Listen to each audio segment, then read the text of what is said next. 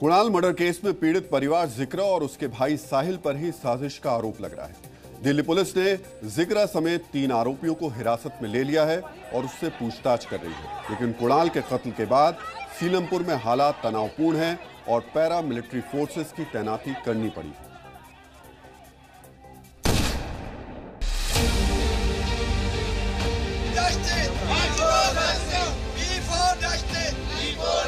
सत्रह साल के नाबालिग कुणाल की सीलमपुर में ठीक इसी जगह पर जे ब्लॉक का इलाका है, यहीं पर चाकू से गोद कर बेरहमी से हत्या की गई। शोर हो रहा था काफी सारा, तो डॉक्टर साहब और हम वापसी बाहर आए तो देखा लड़का दुकान के अंदर लेटा हुआ है। कौन सा दुकान था ये आप दिखाएंगे? ये वाला। ये देखिए, ये डॉक्टर पीएस कुंदीर की दुकान है और इसी जगह पर वहां से कुणाल भागता हुआ इसी जगह पर पहुंचा था और यहाँ पर पूरा खून के निशान देख सकते हैं। देखा जब पलट के तो ब्लीडिंग हो रही थी काफी सारी, तो उन्होंने बहुत सारी रुई लेके लगाई तो उसकी ब्लीडिंग रुक नहीं रही थी।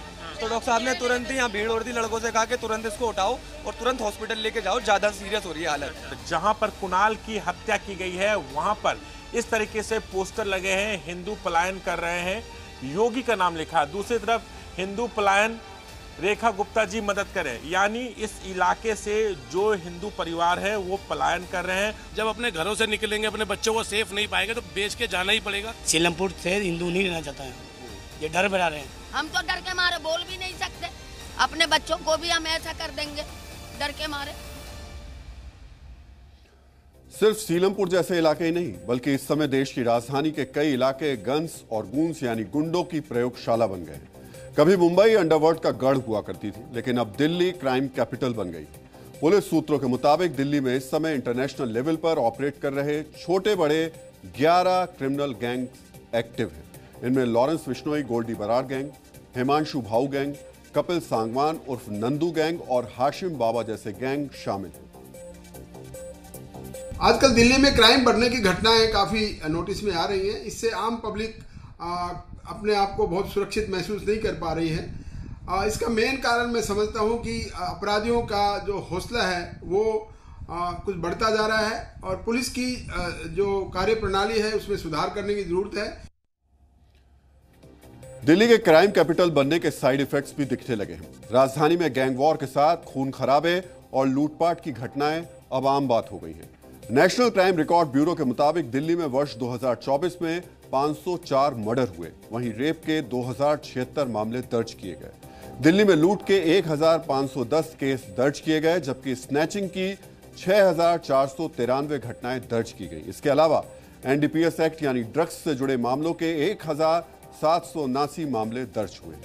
देश की राजधानी में अपराध बढ़ रहे हैं। अवैध घुसपैठिए गैंग बनाकर हिंदुओं को टारगेट कर रहे हैं। बीते 10 दिनों में यह दूसरी घटना है जब एक समुदाय के गुंडों ने हिंदू समुदाय को टारगेट किया है। 17 अप्रैल को साहिल और जिक्रा ने मिलकर कुणाल की हत्या कर दी। 7 अप्रैल को गोकुलपुरी में शाहरुख और साहिल ने हिमांशु का मर्डर कर दिया।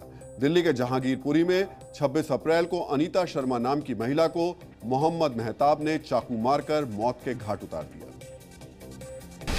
कुणाल के हत्यारों को फांसी दो, फांसी दो। जिसने हत्या के दोषी जिनको कहा जा रहा है उनके पीछे लगातार पुलिस है और हमें पूरी उम्मीद है कि वो बहुत जल्द पकड़ लिए जाएंगे और परिवार के साथ पूरा न्याय होगा। कोई भी किसी भी प्रकार की इसमें कमी छोड़ी नहीं जाएगी। एफआईआर इत्यादि सारी चीज़ें दर्ज हो चुकी है, पुलिस अपना पूरा काम कर रही है।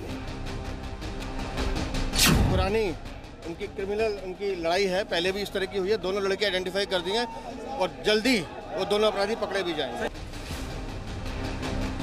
रेखा जी जो बीजेपी की मुख्यमंत्री है यहाँ की, उनके ऊपर कोई भरोसा नहीं। जो अपराधी हैं उनको सजा दिलाएंगे और बिल्कुल फांसी की सजा दिलाएंगे। हिंदू यही रहेगा, हिंदुस्तान छोड़ के क्यों जाएगा? हमने मुर्शिदाबाद दंगे पर ममता बनर्जी से सवाल पूछा था, तो अब सीएम रेखा गुप्ता से भी सवाल बनता है। कानून व्यवस्था में सुधार करना उनकी पार्टी का चुनावी वादा था। उस वादे का क्या हुआ? उस गारंटी का क्या हुआ? हमें उम्मीद है कि रेखा गुप्ता की सरकार दिल्ली को मुर्शिदाबाद नहीं बनने देने के लिए कड़े कदम उठाएगी। मुर्शिदाबाद में मुस्लिम समुदाय के लोगों ने टारगेट करके हिंदुओं को मारा, लेकिन आज हिंदू हो या मुस्लिम, दोनों को यह समझना चाहिए कि दंगा आपका और आपके बच्चे का भविष्य बर्बाद कर देता है।